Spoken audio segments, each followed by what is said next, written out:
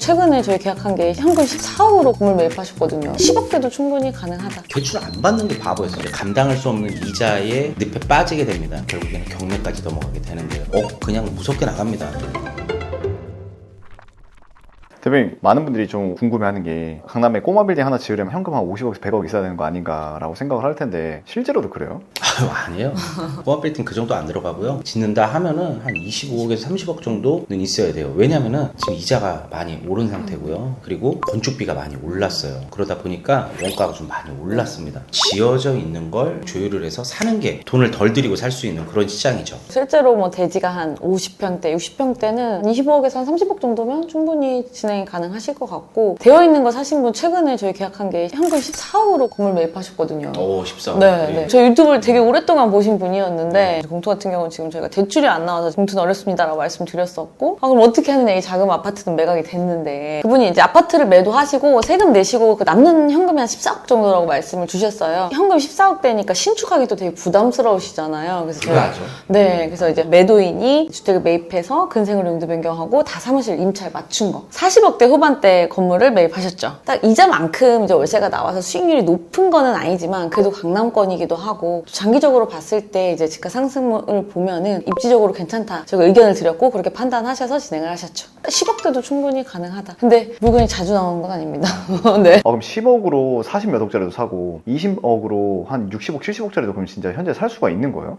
가능하죠. 예전 같으면 불장 때는 진짜 말도 안 됐어요. 물건이 없어갖고 난리였거든요, 그때 당시에는. 근데 지금 현재는 물건이 그래도 이런 조그만 것들이 잘 나와요. 흔하게 나온 건 아닙니다. 원래 80억짜리가 뭐 예를 들어 한 70억까지 조율이 되는 상황이고, 원래 막 55억짜리가 방금 여기 얘기한 대로 40억 후반대까지 조율이 돼서 이 정도 현금으로 이렇게 매입할 수 있는 그런 상황인 거죠. 근데 대표님, 실질적으로 10억대로 40억짜리 건물 살 수 있는 게 그만큼 대출이 많이 나와서 레버리지를 쓰는 건가요? 맞아요. 레버리지를 당연히 쓰고 80% 대출도 받을 수 있지만 요즘 권장드리는 거는 80%까지는 좀 그렇고 최대 70% 정도만 받으셔라. 대출을 한 50% 정도만 받는 게 사실 좋기는 하죠. 근데 50% 받아갖고는 눈에 안 차요. 예를 들어 그런 거죠. 이제 갖고 있는 돈으로 루이비통을 살 수 있는데 할부 한 6개월 더 하면 에르메스 버킨을 살 수 있어. 그건 고민되죠. 고민되지. 다반테 사러 갔다가 소나타 보고 소나타 보다가 갑자기 그랜저 사게 되고. 보통 거의 다 이제 내가 가진 현금보다는 눈이 좀 더 다 위에 있으시니까 네, 그런 것 같아요. 제가 기억할 2년 전에만 해도 그때 한창 불장 때는 모든 거 다 걸고 들어가야 된다. 그러다 한 작년쯤에는 70에서 60% 정도로 들어가야 된다. 하다 이제 최근에 이제 50%까지 얘기를 했잖아요. 대출 비율을 계속 조금씩 줄여서 얘기를 하고 있어요. 부동산 투자는 경기와 그 현재 흐름을 잘 봐야 돼요. 22년도 때에는 금리가 저금리 상태였었어요. 그래서 80%를 받아도 현재 70% 60% 받는 거랑 이자가 똑같아요. 그때는 막 2% 금리 이러니까 대출 안 받는 게 바보였어요. 저는 그때 1.9도 받거든요. 1.9,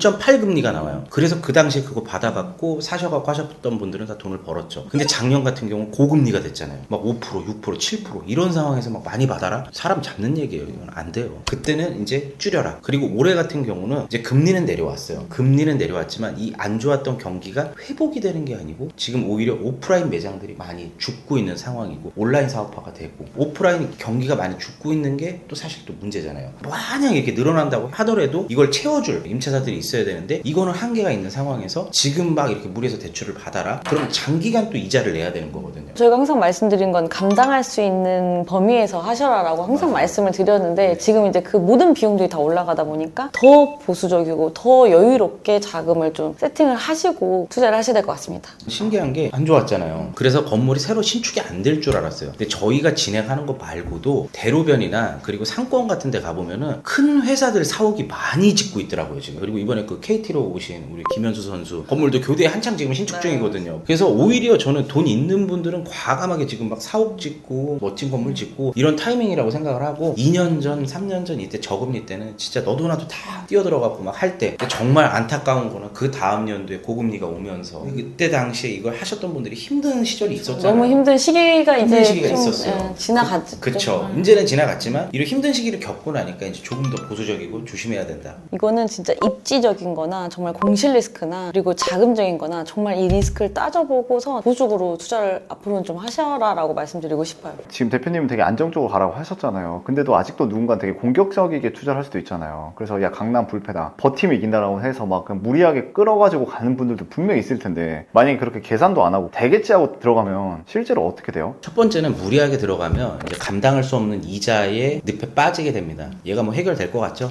해결 안 됩니다. 늪에 쭉쭉쭉 빠지다 보면은요, 결국에는 경매까지 넘어가게 되는 거예요. 예외 경우는 있습니다. 내가 실제로 사용할 거야. 어차피 어디선가 내가 월세를 3천 내고 있는데 이걸 내가 그냥 여기다 4천을 낼게, 1,000만 원 더 내지 뭐, 이런 개념으로 내가 사옥을 사용하는 경우는, 혹은 이제 내 매장을 사용하는 경우는 예외의 경우예요. 하지만 임대를 놓을 목적으로 그렇게 했다가는 정말 몇 달 지나면 그냥 무섭게 나갑니다. 근데 이렇게 강남에 건물 투자할 정도면 어느 정도 자산도 있고 현금 흐름이 괜찮으니까 들어가는 거 아니에요? 맞아요. 그런 분들이 대부분 많은데 아닌 분들도 꽤 많습니다. 건물주라고 해서 다 부자는 아니에요. 아닌 분들이 들어와서 낭패 보는 경우도 꽤 많고요. 저는 요즘 재밌게 보고 있는 게 성수동이에요. 연무장길. 무슨 비트코인 하는 것 같아요. 거기는 정말 재밌어요. 좀 오르죠. 네, 제가 막 평당 2억일 때 보고서 와 저기 올라갈까 더? 근데 막 2억 5천, 3억, 심지어 4억까지도 거래가 됐더라고요. 재밌는 게 뭐냐면 거기가 그 메인 라인이 땅이 안 커요. 40평, 50평, 60평 이러니까 2억일 때 뭐 예를 들어서 100억이야. 80억 대출 받으면 20억이면 살 수 있는 거잖아요. 여기다가 또 올려서 냈어. 150억에 내놨는데 그 다음 사람이 또 빨리빨리 사는 거야. 그리고 200억 내놨는데 또 팔리고. 되게 한정적인 라인이거든요. 거기가 건물이 몇 개가 없어요. 길이. 예를 들어 막 뭐 300억, 400억 땅이 100평이고 200평이었으면은 너무 크니까 못 덤벼들었을 거 아니에요. 근데 조그만 꼬마들이 모여 있으니까 와 서로 막 비트코인 막 자고 일어나면 오르고 막 이러는 것처럼 신고가가 빨리빨리 갱신되는 거 보면서 어마어마하다. 그리고 실제로 가보니까 관광 명소가 돼버렸어요. 더 세련된 명동? 거의 뭐 끝판왕이죠 지금 현재 성수동이. 요즘 경기가 안 좋다, 공실 리스크 있다, 고금리다. 근데 되는 곳은 되더라. 그리고 지난주에 저희가 이태원 갔다 왔거든요. 이태원 불과 작년만 해도 막 참사 나가지고 파리 날리고 막 다 문 닫고 무걸리 나오고 그랬던 곳이 사람이 얼마나 많은지 난리가 아니에요, 난리. 근데 그런 곳들은 또 이제 값이 올라가고 이런 거 보면서 참 투자할 때 당장은 되게 안 좋아 보이고 망한 곳이잖아요. 또 살아나가지고 1년, 2년 뒤엔 또 어떻게 될지 모른다. 그것도 맞는 것 같아요. 근데 상권 같은 경우는 되게 또 이동할 수 있거든요. 예전에 압구정 로드에도 엄청 핫했다가 지금은 또 빠지고 이태원으로 가고 성수동으로 가고 하는데 또 성수동이 언제까지 갈까? 이것도 좀 한번 고민을 해봐야 될 것 같습니다. 상권은 이동할 수 있다. 그럼 대표님들 생각하기에 구체적으로 건물에 투자를 한다. 그럼 현금은 얼마? 그리고 대출 비율은 어느 정도로 해서 어떻게 좀 계산을 하고 들어가야 내가 지지하는 투자를 할 수 있다고 생각하세요? 이게 첫 번째와 두 번째 경우가 있습니다. 첫 번째는 제 기준이고요. 두 번째는 고객님한테 하는 기준입니다. 제 기준은요, 공격적인 성향이기 때문에 건물이든 자동차든 혹은 옷이든 물품이든 저는 한 번 살 때 제일 좋은 거 사자 주의예요. 그러다 보니까 저는 사실 무리한 레버리지를 씁니다. 그리고 그 선택이 잘못됐다고 선 치더라도 저는 맞는 선택으로 바꿔요. 저는 이런 성향의 사람이고요. 저같지 않은 사람들이 대부분이잖아요. 99%가 저같지 않단 말이죠. 그렇기 때문에 요즘 같은 시기에는 최대 아무리 무리를 해도 진짜 좋은 걸 산다고 판단을 했을 때 70% 대출 정도 받는 걸 권장을 드리고요. 그리고 두 번째는 공실이 날 수도 있잖아요. 만약에 샀는데 두 달 있다가 갑자기 3층, 4층이 나간대. 이럴 수 있는 거예요. 충분히 있는 임차인도 나갈 수 그럼요. 있거든요. 왜냐면 뭐 임차인이 뭐 평생 여기 있어야 될 법은 없잖아요. 그런 거를 대비해서 항상 최소 6개월에서 8개월치